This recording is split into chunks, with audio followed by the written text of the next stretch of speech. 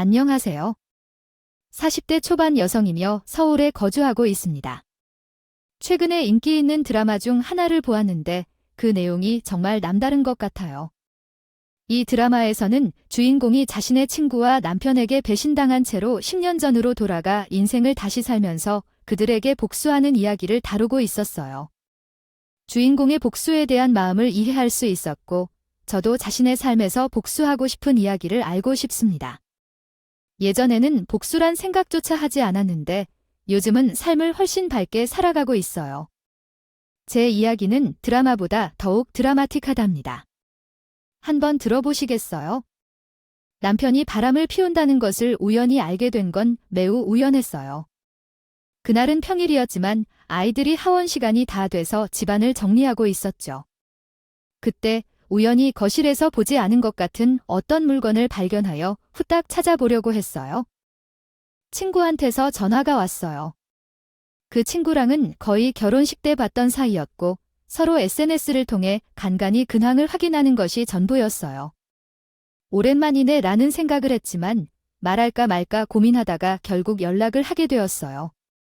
급하게 본론으로 들어가서 혹시 내 남편이 며칠 출장을 가셨어? 물어봤죠. 친구는 깜짝 놀라며 어떻게 알았어?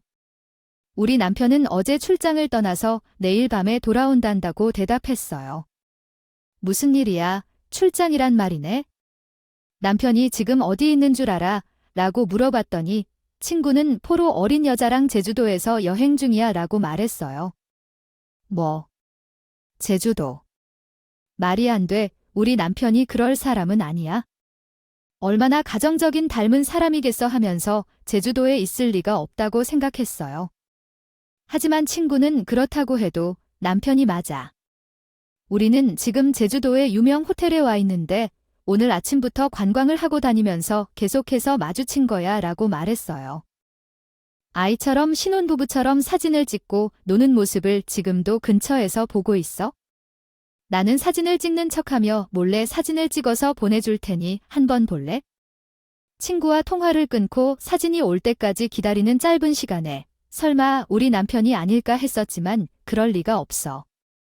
우리 남편은 얼마나 다정하고 가정에 헌신적인 사람인데 친구가 비슷한 사람을 잘못 판단할 리가 있었니? 그러나 역시였어. 친구가 보내준 사진을 보니 정말 제 남편 맞았어. 남편과 다른 여자가 팔짱을 끼고 껴안고 있었고 애정 행동을 벗어나 서로의 입에 음식을 넣어주는 사진까지 연이어 보냈어. 사진을 보니 손이 부들부들 떨리고 배신감에 휩싸여 정신을 차릴 수 없을 만큼 눈물이 쏟아져 나왔어. 속은 우리 아이를 속인 남편 때문에 정말 죽고 싶을 정도로 미웠습니다. 당장이라도 이혼하고 싶은 심정이었지만 일단 친구한테 가능한 만큼 많은 사진을 찍어달라고 했어요. 호텔에 친정이 들어가는 사진도 찍어 달라고 했어요. 하원하는 아이의 손을 잡고 집에 와서 가만히 생각했어요. 그날 밤 잠도 자지 않고 이런 남편과 어떻게 해야 할지를 생각했습니다. 쿨쿨 자고 있는 아이의 얼굴을 그날 밤 얼마나 쓰다듬었는데 그날 제 마음은 정말 지옥 그 자체였습니다. 그런데 생각해보니 저런 인간과 같이 살면서 과연 딸을 위한 선택이 아닌 것 같습니다. 처자식을 내팽개친 채 다른 여자랑 바람 피운 사람이 아빠로서 함께 살게 하는 것은 용납할 수 없었어요. 저 또한 남편을 더 이상 눈에 띄게 살 수는 없었고요. 그래서 마음속으로 이혼을 결정했어요. 그래도 그러한 어려운 시간을 견디며 고민했던 제게 그 사람은 이해하지 못할 거예요. 그 인간이 야기한 지옥과도 같은 날들을 생각하니 그보다 더 오랫동안 그에게 지옥을 안겨주고 싶다는 마음이 들었어요. 순순히 이혼해주면 너무 가슴 아프겠죠?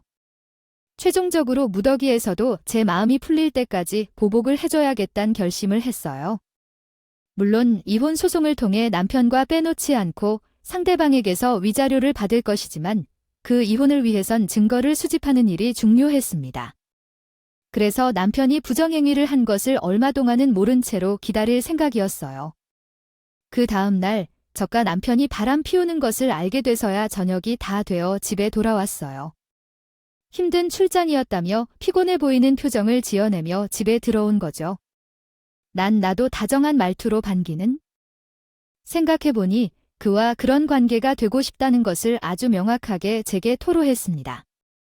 그래서 저는 일단 거리두기를 선택했어요. 내게 동서랑 때문에 인연이 있다는 건 전혀 없었어요. 한 번 봤을 뿐이었죠. 형님이 나를 친구로 생각하는 건 저가 혹시나 그쪽으로 잘못된 기대를 할 수도 있으니 조심해야겠네요. 내가 생각했던 것과 같이 더 이상 바랄 게 없었어요. 지금까지 예비 남편을 약 오줌 물을 한 것처럼 다 해쳤으니 이제 그들이 나를 해쳐 먹으려 하는 모양이군요. 왜 이렇게 내가 싫다고 하는지 이젠 이해가 가네요. 나는 온전히 다른 이유 때문에 그렇게 하기 싫었어. 그동안 나의 예비 남편이 동생들을 돌보는 일을 잘했다는 말을 들었었는데 이제 그 역할은 끝났다고 봐야 할 터이다. 그러나 왜 더 이상 봐주길 바라는 건지 그것은 너무 부끄럽고 염치 없는 일이지 않나요? 아, 형님이 잊고 있지 않으셨군요. 우리 사이에서의 의리란 대체 뭐란 말인가요? 결혼할 때 우리는 20평짜리 집을 주고 동생에게는 30평짜리 집을 준 거예요. 집값도 달라요. 어떻게 내가 아래 동생에게 더 비싼 집을 주게 될 수 있는지 이해가 안 돼요. 게다가 조리원까지 했는데 저는 한 달이나 하였는데 동생은 하지 않았어요. 이게 분명한 차별이에요. 그래서 뭐 하고 싶은지 말하자면 동생을 위해 집을 빼달라고 부탁한 거예요. 이사 갈 때 돈 좀 도와주라고 하는 것이에요. 동생들한테 해준 만큼 저에게도 해주어야 하는 거 아닌가요?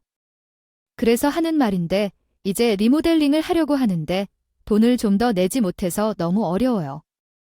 세제에는 돈 다 내주고 저희는 조금만 내주면 돼. 왜 너무 서운해요. 이게 무슨 말인지 이해가 안 가요. 자기들이 사는 집이고 자기들이 불러내는 거겠지만 힘들다고 형제에게 도와줄 것을 요청하면 도와주어야 하는 게 맞는 건 아닌가요? 이런 건 어디서나 본 적이 없어요. 없던 이야기였다. 아유 동서 참 웃겼네. 그건 내 알 바가 아니야? 날 만나기도 전에 우리 예비 남편이 동생들한테 해준 것 같은데 그건 그 사람이 알아서 할 일이야. 그러니까 나한테 이런 말 하지 말고 우리 남편한테 가서 말할 수 있으면 말해. 그건 내가 상관하지 않을 테니까 형님이 예단에 올 거잖아요. 그 예단에 저희 집 리모델링비도 추가해 주세요. 그럼 되겠어요. 내가 왜 나는 예단비로 어머님께 돈을 드릴 거고 어떻게 쓰시는지 어머님이 알아서 할 일이야. 그렇게 원하면 어머님께 말씀해 보던지. 정말 웃긴 사람 아닌가요? 첫째, 동서는 둘째 동서와 이간질을 시키고 싶고 자기도 돈 좀 뜯어가고 싶었나 본데. 제가 그렇게 호락호락한 사람인가요? 그게 뜻대로 되지 않아 풀이. 죽을 지경에 집으로 갔습니다. 그리고 얼마 안 있다가 둘째, 동생이 저를 찾아올 것이 아니겠어요. 결혼도 하기 전에 집안이 이렇게 시끄러운 줄 몰랐어요.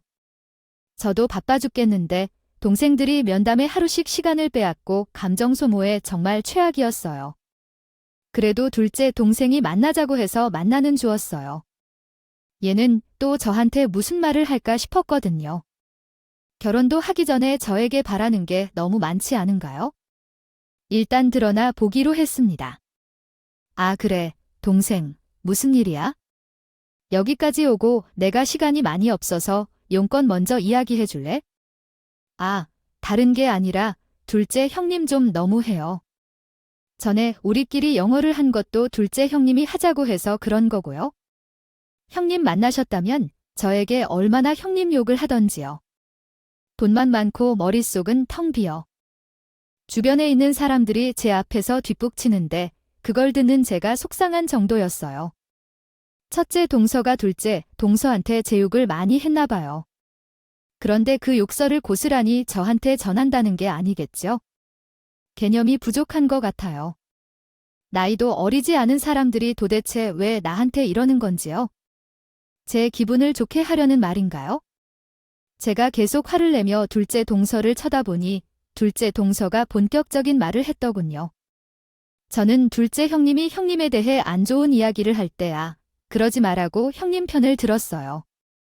저는 이렇게 뒤에서 타인을 비방하는 사람을 정말 싫어해요. 형님도 아시잖아요. 제 성격이요. 둘째 동서는 사교성이 부족한 것인지 아니면 지성이 부족한 것인지 정말 무엇 하나 부족한 사람이었어요.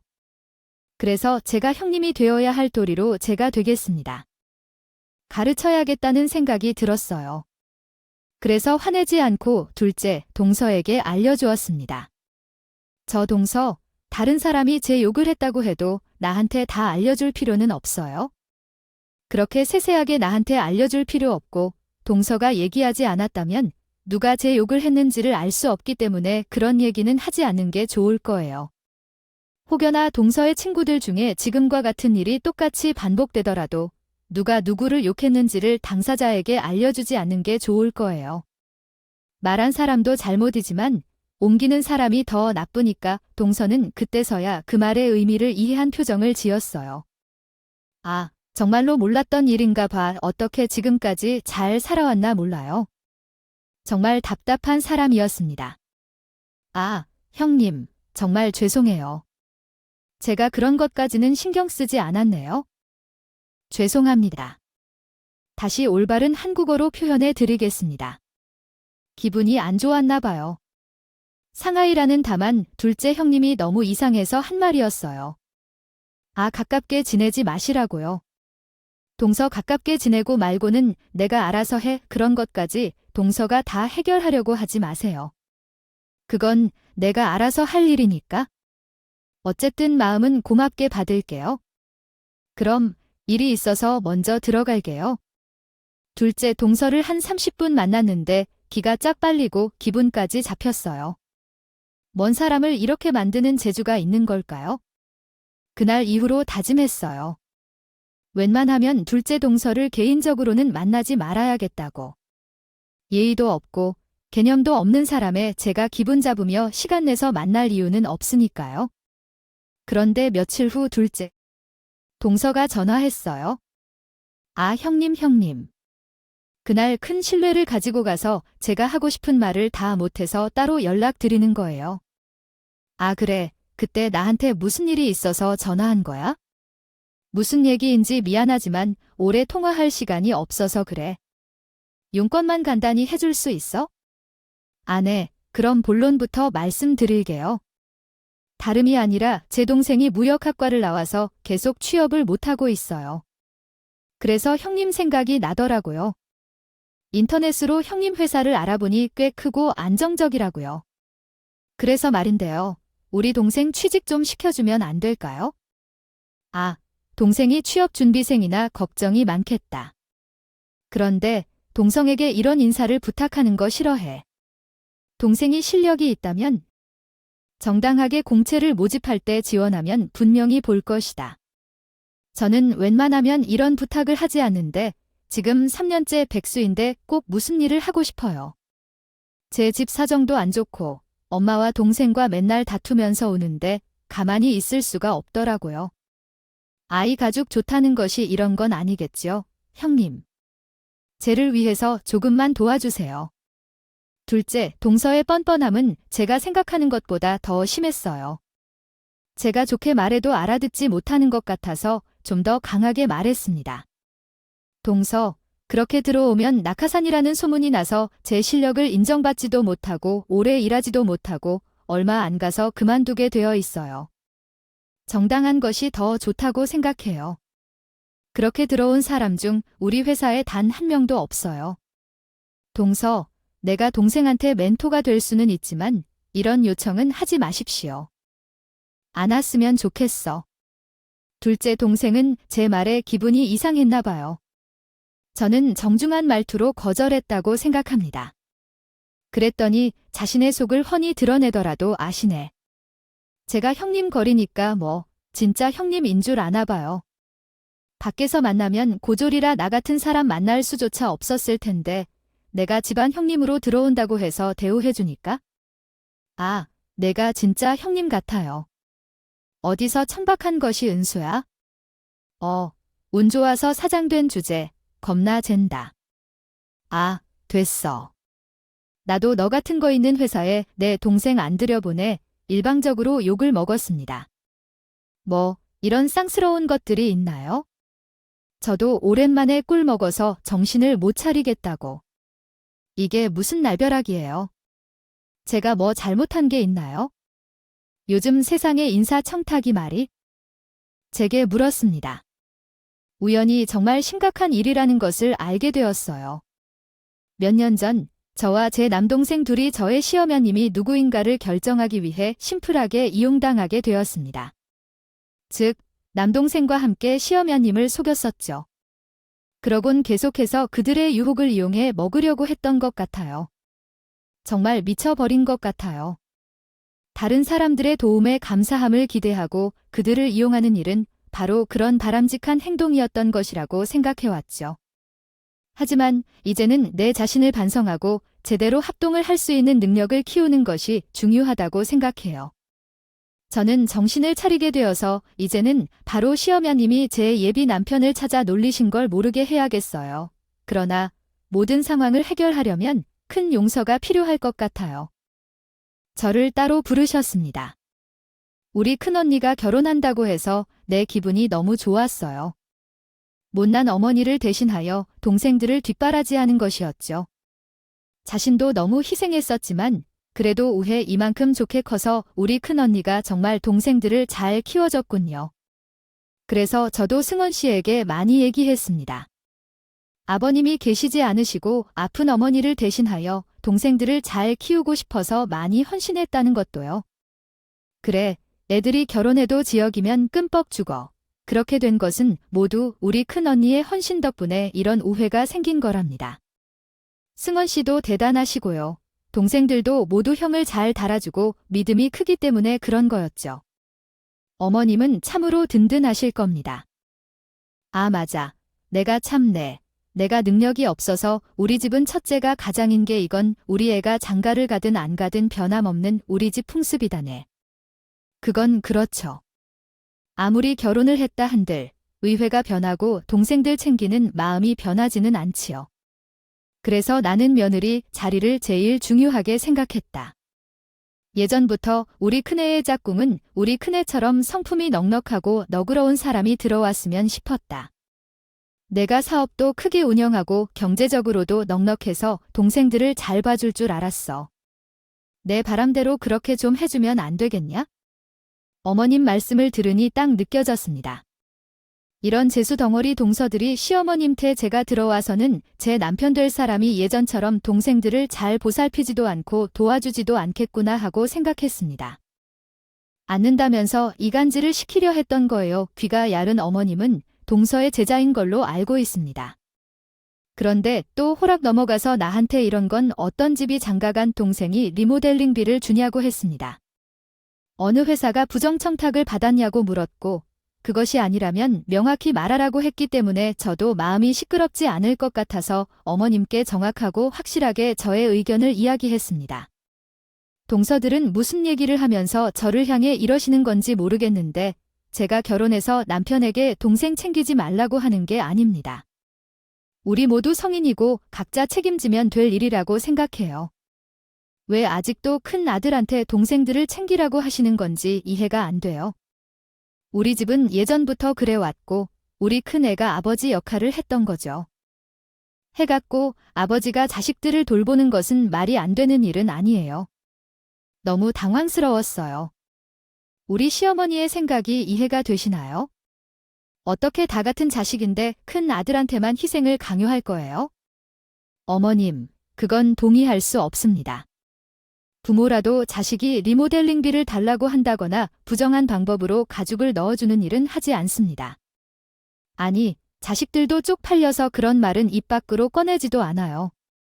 그리고 심지어 제 남편이 될 사람은 큰 아들이지 시동생의 아빠가 아닙니다. 어떻게 다 똑같은 자식인데 누구는 희생을 하고 그 희생을 받아먹기만 하나요? 뭐라고, 우리 큰애도 자기 동생들 뒷발을 하지 않은 걸 좋아해서 하는 거라고. 우리 큰애가 얼마나 생각이 있을까? 깊은 애정을 나누고 있는데 그런 식으로 말하면 누가 자신을 희생해서 고맙다는 말조차 듣기 싫을 거예요. 일을 하고 싶은 사람이 어디 있겠어요? 승원 씨도 그러더라고 하더라고요. 빨리 동생들을 안정적인 삶으로 인도하고자 하고 자신의 행복을 찾고 싶어 했답니다. 어머님은 도대체 큰 아들을 어떻게 생각하시고 이렇게까지 오셨는지요? 저한테 지금 동생들을 금전적으로 도와줄 것을 요청하려고 부르신 거예요? 그러한 요청이 있다면 분명히 거절하겠습니다. 어머님, 자녀를 그런 식으로 키우지 마세요. 그것은 자녀를 망치는 일입니다. 아이고, 너 지금 날 가르치려 하는 거니? 내가 뭘 하든 우리 집 분위기는 원래 이러한 것입니다. 일을 싫어한다면 그냥 놔두지 말고 내가 떠나면 우리 큰아들은 결혼하지 않아도 우리 가족과 천년만년 행복하게 살 수 있어. 동생들을 지켜주는 계집의무를 아는 애인데 그게 싫으면 내가 그만둘 거라 괜히 집안을 분란 일으키지 말고 우리 아들은 나랑 평생 살면 돼. 그러세요. 그렇게 아들을 망치고 싶으세요? 알겠습니다. 그럼 제가 어머님 때문에 이 결혼 못하겠다고 승원 씨한테 말할게요. 저도 너무 기가 막히고 어이가 없어서 말투가 조금 예쁘지 않긴 했는데요. 제가 예비 남편한테 어머님 때문에 결혼 못하겠다고 말하니깐 그것을 쫄았는지 예비 시어머니는 제 머리칼을 잡았습니다. 뭐라고 이 미친년이. 집안 분란 일으키지 말고 조용히 꺼져. 그러면 어떻게 내 같은 게 우리 집에 들어와서 분란을 일으키는지. 내가 눈에 흙이 들어와도 너랑 우리 아들과는 절대 결혼 안 시킬 거니까 그런 줄. 알아요. 알겠어요. 저는 아주 머리가 헝클어진 채 예비 시어머니에게 나왔고요. 그때 제 모습을 보고 있던 두 동생들 웃으며 저를 고소해했어요. 어머님도 챙기는 게 있으니까 저한테 이러는 거겠죠? 제가 여기서 가만히 있으면 호구가 되는 거 아닌가요? 괜히 집안 분란만 벌리는 거고요. 저는 그 즉시 예비 남편을 만나서 그날 있었던 일을 여과 없이 다 말했습니다. 당신도 잘 생각해봐. 내가 시동생도 안 챙기라는 말이 아니잖아. 챙길 것을 챙기라고. 당신 집안의 가장인 것도 알고 당신도 그런 역할을 해야 하는 걸 알겠는데 이거는 호구야. 동생들이 당신을 이용해 먹는 거라고 예비 남편은 화난 모습 여러 번 봤지만 그때처럼 눈가까지 돌돈 처음이었습니다. 미안해. 우리 집이 좀. 다른 집과는 조금 다르고 나는 돈만 잘 챙겨주면 된다고 생각했어. 그래서 다른 생각은 하지 않았어. 이런 상황에 놓이게 돼서 정말 미안해. 아까는 내가 너무 화가 나서 토로했지만 가족들이 당신을 어떻게 생각하는지 한번 생각해봤으면 좋겠어. 나와 결혼하지 않아도 되니 당신이 본인의 인생을 찾아가기를 바랄 뿐이야. 제 말을 마치며 우리는 그날 뒤돌아서 떠났고 그렇게 이별될 줄 알았어. 예비 남편은 한동안 연락이 없었고 내가 연락해도 응답이 없었어. 그래서 결혼 준비를 중단했고 모든 것을 그대로 놓아두었어. 이 정도 나이가 되어서 그런지 아니면 정말로 그 사람의 행복을 바라기 때문인지 슬프지도 않았고 욕심이 났던 것도 없어. 그저 정말로 그 사람이 잘 되기를 바라는 마음뿐이었어. 뿐이었습니다. 그런데요. 기다리던 예비 신랑한테서 연락은 오지 않았는데 며칠 뒤 첫째 동생이 제 회사로 찾아왔습니다. 어머, 여기는 왜 이런 일이 벌어지는 거예요? 이제 두 번 다시 안 볼 사이가 된 줄 알았는데 무슨 일이죠? 형수님, 정말 죄송합니다. 이 사람이 형수님께서는 정말로 몰랐다니까요. 죄송합니다. 정말 죄송합니다. 형님, 제가 한 말들 다 잊어주실 수 있을까요? 저 후회 많이 했고 반성 많이 했어요. 갑자기 왜 이런 일이 벌어진지도 몰랐는데 반성을 하고 후회를 했습니다. 용서해 주세요. 앞으로는 안 볼 사이인데 그러지 마시고 저희 사과를 받아주세요. 이 사람이 형님의 헌신을 너무 당연하게 생각해서 그랬습니다. 정말 철이 없었어요. 저도 그렇게 생각한 줄도 몰랐고 방관만 했어요. 정말 죄송합니다. 그래, 알겠어요. 사과를 받아드릴게요. 하다니까 일단 그 사과는 받아줄게요. 앞으로 그런 생각 안 했으면 좋겠어요. 뭐, 이제 나와는 상관없는 일이긴 하지만 형님 다시 뵙게 되면 좋겠어요. 지금 생각해보면 저희 아주버님과 형님 정말 잘 어울려요. 부디 좋게 생각해 주셨으면 좋겠습니다. 첫째 동선에는 그렇게 저희 회사를 방문해서 사과를 하고 갔고요. 둘째 동선에는 그날 밤 저를 만나자고 하더군요. 둘째 서방님과의 동선은 좋은 한정식집을 예약해 놓았었고 저를 기다리고 있었어요. 내가 늦진 않았는데 벌써 와 계셨군요. 갑자기 외부에서 만나고 싶다고 한 거였어요. 이렇게 좋은 곳에서 제가 룸에 들어가서 앉자마자 그 두 분은 저에게 무릎을 꿇고 아주 머리까지 숙이며 저에게 사과를 했습니다. 형주님 죄송합니다. 이 사람이 형수님 했던 모든 것을 다. 죄송합니다. 형님들께 사과드립니다. 정말 죄송해요. 그때는 예민했던 것도 있고 개념도 없어서 형님들께 실례를 했었어요. 정말 죄송해요. 다들 오늘 왜 그러는 걸까요? 어차피 승원 신랑이 끝났으니 이런 사과는 안 해도 돼요? 아, 어차피 안 볼 사이인데요. 우리는 그렇게 생각하지 않아요.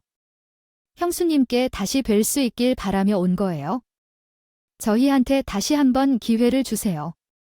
저희는 정말 이렇게 빌게요. 정말 죄송합니다. 제 개념 없던 행동들 다 용서해 주세요. 제가 큰 형님들을 너무 당연하게 생각해서 그랬던 것 같아요.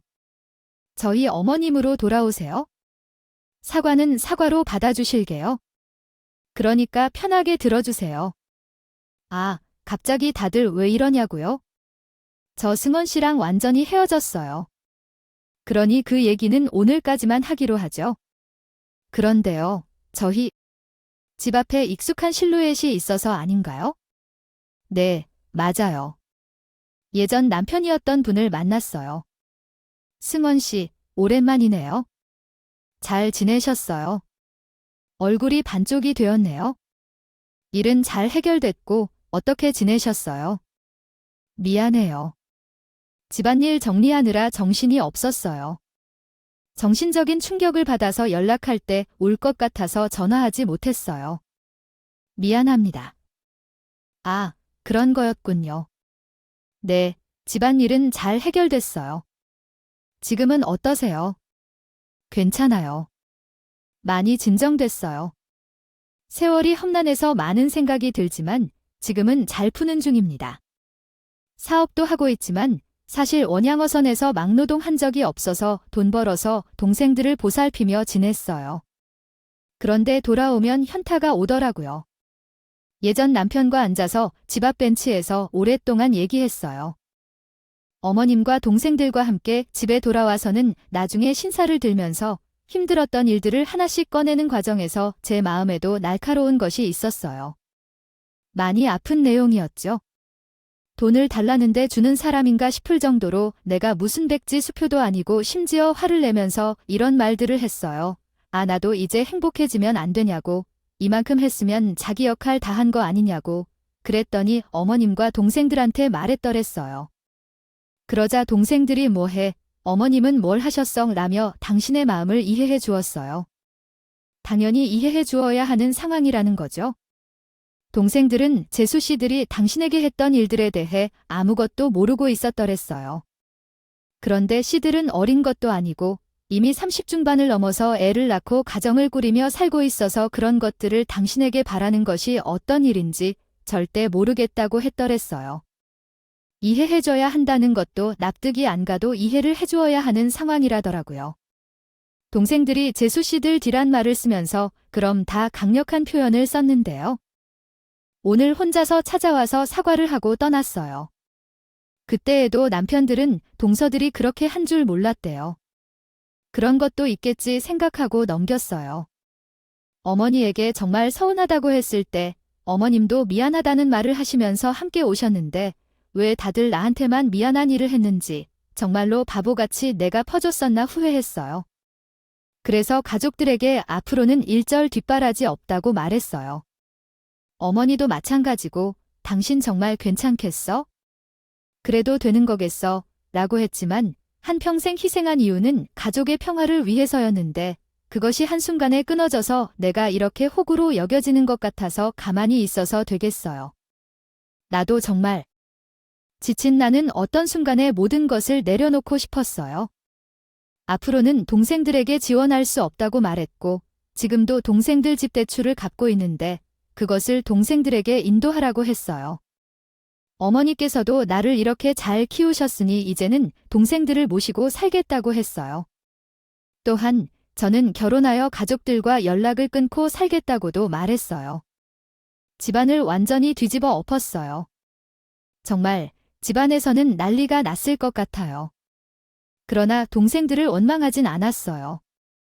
돈을 좋아하고 편법을 좋아하는 동생들 때문에 난리가 났을 것 같아요. 그런데 눈치가 있다 보니 절제하다 보니 그때서야 동생들이 제게 무릎을 꿇고 용서해달라고 탄원했어요. 어머니도 미안하다고 말하며 자기가 연락을 끊어도 좋다고 하며 내가 하고 싶은 모든 것을 하고 살라고 했어요. 그래서 요 며칠 짐을 싸서 오피스텔로 이사를 했어요. 이사를 완료했어요. 그래서 이제 혼자 살게 되었어요. 예비 남편은 이제 내 집안에 문제가 없다고 생각했지만 자기의 노력의 보상을 기대한 적은 없었지만 돈만을 생각했다는 것에 분노했다고 했어요. 가족들을 떠나는 일조차 어렵지 않았고 그렇게 나를 보살펴줬던 당신에게 감사했어요. 이제 나 혼자, 나와 다시 함께 살아보기로 해요. 결혼해줘. 남편의 진심 어린 프로포즈에 다시 결혼했어요. 내게는 두 번째 프로포즈가 더 기억에 남는데 아마도 진정성이 느껴졌기 때문인 것 같아요. 어쨌든 결혼을 했지만 가족들과의 연을 끊는 과정에서 성대한 결혼식을 할 수는 없었어요. 우리 나이도 많아서요. 혼인신고를 했을 뿐만 아니라 짐을 합치기로 결정했습니다. 남편은 더 냉담한 사람이라서 제가 이제는 끔찍하게 아끼던 동생들에게 정말 많이 실망을 주었나 봐요. 그래서 바로 전화 차단을 했고요. 동생들과 동서들이 회사에 찾아오기도 했지만 절대 만나주지 않았어요. 너무 마음이 단단해서 그랬나 봐요. 동생들은 형의 마음을 풀어주지 않으니 전화를 자주 해왔어요. 형수님, 형이랑 같이 있어요. 혹시 얘가 전화해서 오면 바로 넘겨주실 수 있어요. 제 전화는 거절당하셨다고 느껴지더라고요. 미안해요. 지금 남편이랑 같이 있긴 한데 전화를 받고 싶지 않다고 하더라고요. 다음에 다시 전화를 걸어볼게요. 저한테 어떤 힘이 있는지 아무것도 모르겠어요. 마음을 회복해야 하는 것 같아서 형에게 계속 차단을 당해서 동생들도 각자의 집에서 많이 싸운 것 같아요. 동생들이 하루가 멀다 하고 전화해왔습니다. 아이 형님, 저 진짜 예전의 저가 아니에요. 그러니까 저 불쌍히 봐주시고 아주머니께 용서해달라고 말 좀 전해주세요. 저 지금 애 놓고 이혼 당할 상황인데 정말 어떻게 해야 할지 모르겠어요. 그때 남편이 옆에 있었는데 둘째 동생의 전화 소리를 들었더니 제 전화를 가져가서 바꿔받았습니다. 수시 우리 와이프에게 하루가 멀다는 이런 전화를 했었어요. 사람이 무슨 죄입니까? 아이 그리고 재수 씨가 이혼하려는데 사람이 무슨 상관이에요? 저는 무슨 상관이고 이혼은 두 사람의 영역인데 아무도 탓하지 말고 같이 살고 싶으면 내 동생이랑 이야기하세요. 안녕하세요. 저희 한국어 문장 구조를 사용하여 요청하신 내용을 수정해 보겠습니다. 안녕하세요. 이런 식으로 사람을 괴롭히지 말고요. 둘째, 동서의 하소연의 남편은 더욱 화를 냈어요. 앞으로 재수 씨들이 내 동생들한테 이런 전화가 오면 나한테 바로 말해주세요. 절대로 넘어가지 않을 테니까요. 이혼한 해 만에 발생한 동생 내외의 갈등은 점점 더 심해졌고 그런 싸움을 통해 동서들이 조금씩 정신을 차린 것 같습니다. 동서들이 제 남편의 마음을 되돌리려고 노력했어요. 선물도 사고 음식도 줬지만 그럴수록 남편은 더욱 화를 냈죠. 그러한 감정을 다 표현하며 돌려보냈어요. 아, 아주버님. 우리 친정에서는 양식장을 하시는 분이 계셔서 특산품을 선물로 보냈는데 혹시 받아보셨나요, 재수 씨? 저희한테 이런 것을 줄 필요 없다고 해요. 우리가 돈이 없어서 이런 음식을 먹지 못하는 사람들도 아닌데요. 아이. 앞으로 이러한 문자를 보내지 마세요. 반품할 것이므로 잘 받으시고요. 남편은 정말 단호하게 의견을 내는 사람입니다. 어떤 사과에도 결코 양보하지 않았습니다. 그러한 성격 때문에 어려운 일들을 모두 이겨냈고 성공했습니다. 아무튼 정말 대단했습니다. 우리는 나이가 많아서 자녀를 낳을 가능성이 없을 것 같아요. 둘이 재미나게 살길 원하며 결혼했지만 실제로는 서로 마지막 결정을 내리기는 힘들 것 같아요. 남편이 동생의 전화를 받으면 표정이 일그러지고 기분이 안 좋아지더군요. 그래서 현재는 동생이 자신의 형을 잠시 내버려 두는 게 나을 것 같다는 생각을 했습니다. 그래서 동생들을 대신 만나 부탁을 했어요. 그동안 혼자 마음을 털 수 있고 예전처럼 살기를 원할 테지만 형의 마음이 터지면 시간이 많이 걸릴 것 같아요. 그러니 서둘러서 결정을 내리지 말고 좀 생각해 보세요. 기다려줬으면 좋겠어요. 형, 아직도 많이 화나 있죠? 우리가 많이 잘못했나 봅니다. 기다려야 할 사람은 우리인데 화를 풀려고 말하고 있으니 형도 짜증났겠죠? 제가 곁에서 잘 지켜보고 있을 테니까 조금만 기다려줘요. 다 그친다고 해서 될 일이 아니니까요. 아시겠죠? 형수님, 죄송하다는 말밖에 할 게 없네. 언젠가 형님이 마음을 풀고 예전처럼 우리와 술을 마시고 놀 때가 올 것이죠. 그날이 오기까지 우리가 잘 하겠습니다. 시어머니는 머리를 싸매고 누워있는 게 벌써 몇 달째라고 하며 제가 이 집에 시집와서 물을 다 흐려놓았다고 하는데 진짜로 물을 흐려놓고 있었던 건 30년 넘는 세월 동안 자기 큰아들이 남인이 아버지 대신이라고 희생을 강요했던 시어머니가 아닌가 싶어요. 어머니도 이한 자신. 큰아들을 내려준다면 좋겠다는 바람입니다. 최근에 왜 유명한 개그맨의 친형과 부모가 자기 아들이 번 돈을 횡령하고 희생을 강요한 사건이 있었습니다. 그 사건을 보고 우리 남편과 우리 남편의 집안 이야기가 똑같아서 참 많은 생각이 들었습니다. 우리 남편도 지금 굉장히 복잡한 신경일 테지만 제가 가족들의 빈자리를 채워줄 수 있도록 노력하려고 합니다. 저희 둘은 결혼해서 정말 잘 살고 있습니다. 남편도 자기도 행복해지고 싶지만 동생들을 보면 자기 지난 과거가 떠오르기 때문에 아직은 만나고 싶지 않다고 해요.